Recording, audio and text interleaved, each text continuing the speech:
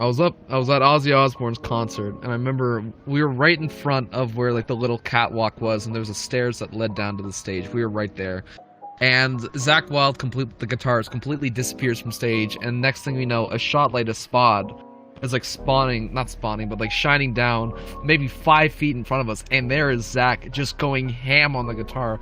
And I swear, for a couple seconds, me and him locked eyes as we're both like nodding our heads up and down, and he's just going at it. And I gotta say, from that moment on, that really changed me as a musician. And like I gotta say, from that point on, like every single time I think back to like why am I playing guitar, I think back to that moment. I always think back like when Zach Wild, me and him had that weird, we linked for a second, and I'll genuinely never forget that moment.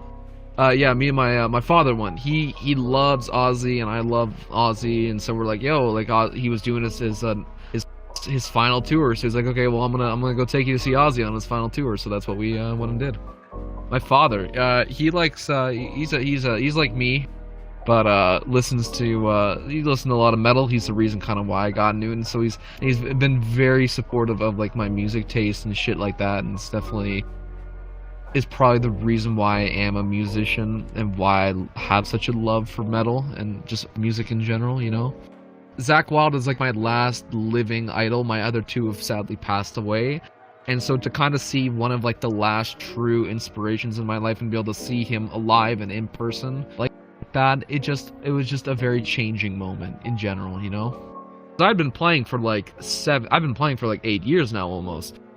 It was just that it was in that moment was probably what kind of made me think that like that's kind of just, you know, I was kind of casually playing it, like I was practicing and stuff like that, and I was starting to practice a bit more, but it was at that moment which kind of sparked me like, okay, you're gonna grind this out. And from that really day on is when I kind of went from like I could barely play to now, you know, I like I constantly play, and now I write and compose my own music, stuff like that, you know? No matter what we go through, what changes as we get older, what we learn, what we forget, the one thing we never will lose is that voice inside our head that sings to us. You know what I mean by that? It's that voice that can sing the music, sing the words, find the beauty.